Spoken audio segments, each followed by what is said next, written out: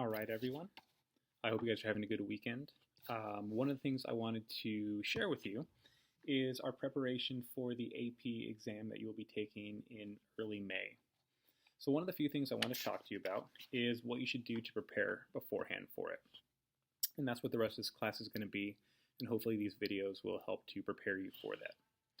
So one of the first things that you're going to need to know for the AP exam is the first portion, which is the multiple choice section. Now in this section, you're given 1 hour to do between 45 to 60 questions. And those questions will be based off of 4 to 6 different types of readings. Some of them are prose, which means they're kind of like stories or segments from a story, or they're from poetry. Now along with these videos, we'll also be covering some in-depth talks regarding poetry and things you might want to look for on your AP exams. These questions are very similar to the ones that I have been giving you at the beginning of the year regarding our reading that was necessary for the different books we were doing and the questions you were answering from the AP book on those. So, a few things that you should be able to expect from this first section of the AP exam is you're going to be expected to follow sophisticated ways of communication. Remember, this is college level material, and so you're going to need to be able to read and comprehend college level material. You're going to have to be able to respond to different types of diction and words that are used, be comfortable with upper level vocabulary, make inferences, be sensitive to irony and tone. Remember, we talked a lot about that this year, and to recognize components of style. So, one of the things I'll be giving you on Tuesday is I'm going to be giving you another handout of these multiple choice questions that we're going to work on. It's going to start by having you work on it on your own, but then we'll go through some and spend some time in class to be able to work on that as well. In addition, one of the things that you'll be wanting to know for Section 1 is how to proceed through this exam, because there are ways to go about it in which are most effective and most strategic. So one of the first things, and this is one of the most important things, is you want to work at about a pace of a minute per question. So when you have between 45 to 60 questions and you only have an hour, simple math will tell you that you need to answer at about 1 question per minute. Secondly, reading the text carefully is a must. Don't waste time reading your questions before the selection. Oftentimes what that does is that burns a lot of time that otherwise you may need. And so you want to read the text carefully first, and then you go through and answer questions. And as you need to go back and look, that is going to be the more helpful way to go about that. Now also, most people tend to just read with their eyes. But what the test makers are really looking for is you need to slow down and read with your sense of sight, sound, and touch. If that sounds kind of like hippy-dippy, the reason being is you really need to understand and grasp the material. So maybe you circle, bracket, underline certain parts of your text. You read closely while paying attention to make sure that you're comprehending as much as you possibly can.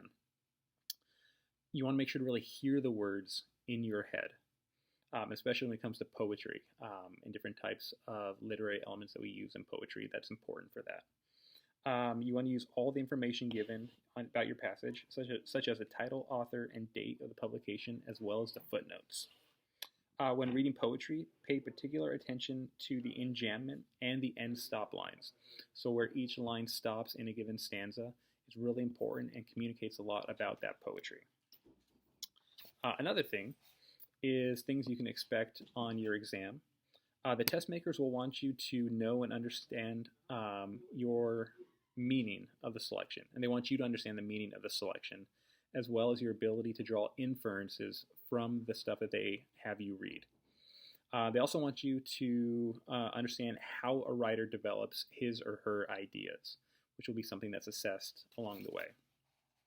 So, some of the questions will be based on what's called factual questions. These questions are pretty straightforward.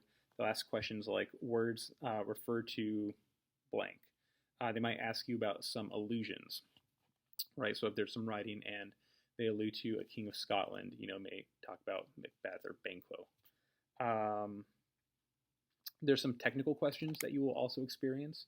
Things that ask you questions regarding the sentence structure of certain types of questions, maybe the style in which it was written in, particularly if we're talking about poetry. They'll talk about grammatical purpose, imagery, points of view, conflict, irony, function. Analytical questions such as rhetorical strategy, style, metaphor, contrast, comparison, cause and effect, a lot of the literary elements that we've been going over this year. Imagery, and finally inferential questions. And that'll include things such as effective diction, right? So the kind of word choices that the author uses, again, the tone that the author uses, inferences you can make from the reading, right? So something that maybe the author hadn't explicitly said, but you can take away from the reading without actually having heard that exact thing. Effects of detail, symbolism, effects of the last paragraph and what that should lead you to conclude or feel or think about the text. So all those will be different types of questions that you will be experiencing on the first section. Now, one other thing I want to point out is it is to your advantage to answer all of the multiple choice questions. Essentially how this works is that points are no longer deducted for incorrect responses, so there's no longer a penalty for guessing incorrectly. So, some techniques that might be helpful as you get ready for this upcoming exam, and also will be helpful as you begin timing yourself and working on some of these handouts that I give you in class, is one, to use the process of elimination. And the way this works is to be used as a primary tool. So here's an example. You're given a question, you read 5 choices. If no choice immediately strikes you as correct, you can, 1, eliminate those choices that are obviously wrong.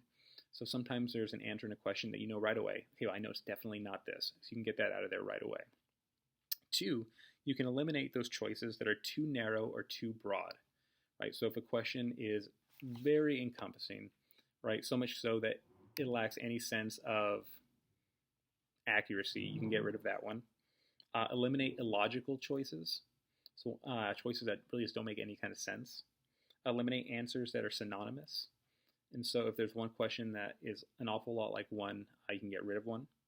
And answers that cancel each other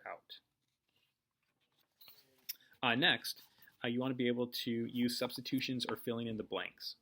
And this is kind of a rephrasing of the question, leaving a blank where the answer should go. So as you read the question and maybe you don't understand or you don't quite know what it is, you can rephrase it for yourself, and that's helpful for hopefully garnering the answer. As well, use each of the choices to fill in the blank until you find the one that best fits. And oftentimes this is helpful just to make a clear picture in your mind of the answer.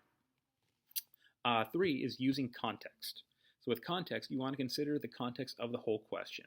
Oftentimes, the test makers will put answers in the multiple choice that could technically work, but given the context either they've given you or the story has given you, it wouldn't be correct.